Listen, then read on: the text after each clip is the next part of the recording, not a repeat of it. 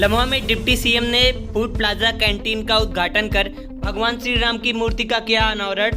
कमल सरोवर में deputy CM ने किया नौका विहार।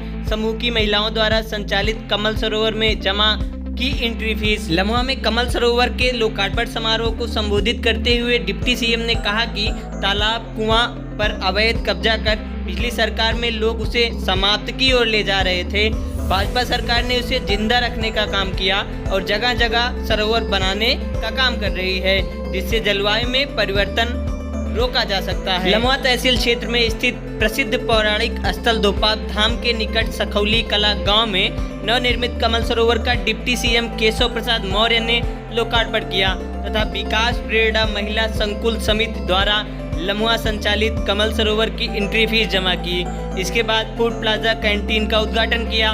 उद्घाटन के बाद कमल सरोवर में स्थापित भगवान श्री राम की मूर्ति का अनावरण किया तथा नौका विहार कर जनता को समर्पित किया तथा पौधारोपण भी किया।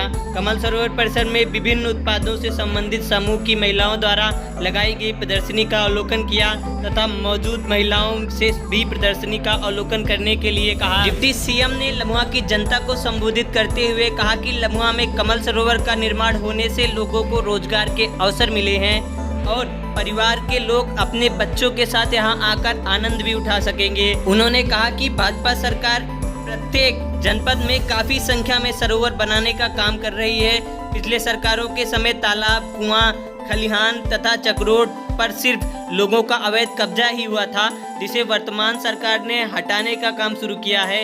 यहाँ पर बने कमल सरोवर का दृश्य अद्भुत है। भाजपा की डबल इंजन सरकार ने महिलाओं को सशक्त बनाने का काम किया है। मौके पर विधायक सीताराम वर्मा, राजेश गौतम, जिला पंचायत अध्यक्ष अमेठी, राजेश अग्रहरी, जिला अध्यक्ष डॉक्टर R.A. वर्मा, सांसद प्रतिनिधि Ranjit Singh, DM Ravish Gupta, SP Somen Verma, ADM Mahendra Kumar Srivastava, खंड विकास अधिकारी सदानंद चौधरी, जयशंकर त्रिपाठी मौजूद रहे। लखीमपुर की घटना पे आप क्या कहना चाहेंगे? लखीमपुर में 2 सगी बहनों से दुष्कर्म के बाद उनको पेड़ पर लटका दिया देखिए वो अत्यधिक विपक्ष ने मुद्दा बनाया है कानून व्यवस्था। अत्यधिक दुर्भाग्यपूर्ण, दुखद और पीड़ाजनक घटना है। इस पीड़ा की घड़ी में हम उस परिवार के साथ हैं और आपकी जानकारी के लिए अगर मैं बताना चाहूँ तो उसके 6 अभियुक्त जो थे वो गिरफ्तार कर लिए गए हैं और बाकी सारी जो घटना हुई है उसकी विस्तृत जांच की जा रही है। और ये मैं जरूर कह दे रहा हूँ, कोई भी अपराधी अपराध करेगा ना वो बच पाएगा और ना कोई उसे बचा पाएगा। इस अपराध के भी जो दोषी हैं उन अपराधियों के खिलाफ भी कठोर से कठोर कार्रवाई की जाए। बनाने के लिए प्रयास कर रहे हैं और आप सबका बहुत सहयोग मिल रहा है। आपके सहयोग के आधार पर सच्चा राम राज्य यूपी और हिंदुस्तान में स्थापित होने की ओर अग्रसर है। अभी पिछले दिनों हर घर आपने तिरंगा लहराया, मैं इसकी आप सबको बधाई देता हूं। माननीय मोदी जी के नेतृत्व में पूरे दुनिया के अंदर तिरंगा का सम्मान बढ़ा है। अभी रूस और यूक्रेन के बीच में युद्ध हो रहा था। भारत का कोई नागरिक अगर तिरंगा हाथ में लेकर के निकल रहा हो तो न रूस के सैनिक की हिम्मत होती थी गोली चलाने की और न यूक्रेन के सैनिक की हिम्मत होती थी गोली चलाने की।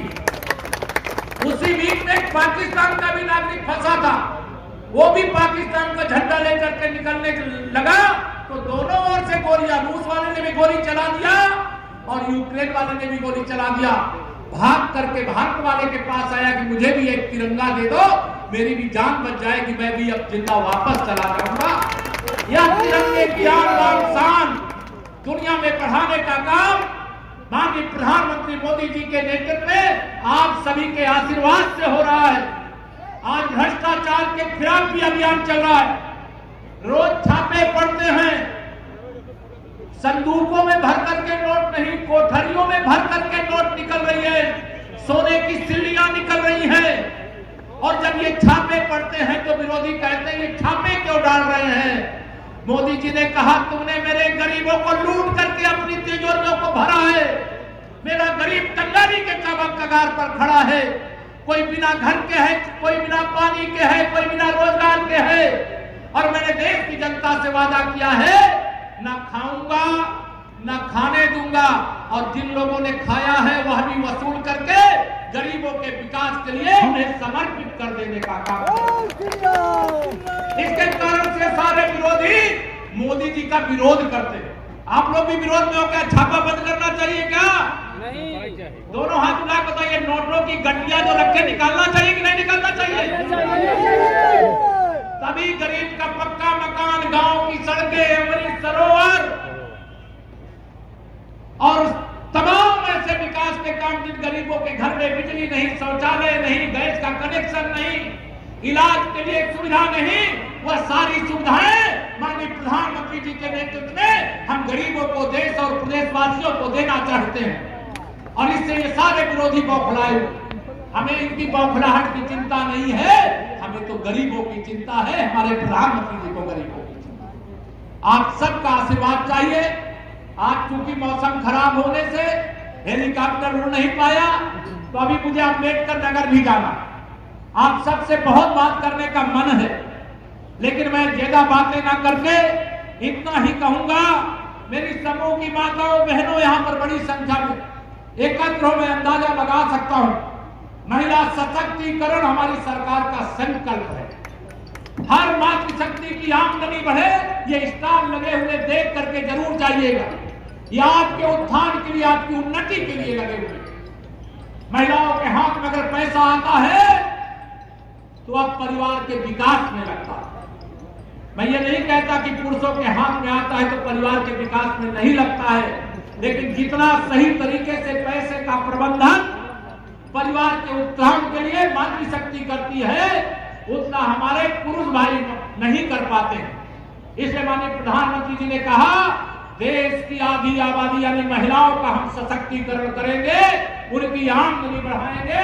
उसके लिए अनेक योजनाएं आपके गांव में है, आपके ब्लॉक में है, आपके जिले में है, आपके प्रदेश में, आपके देश में है, वह हर योजना आप तक पहुंचाने का प्रयास करेंगे।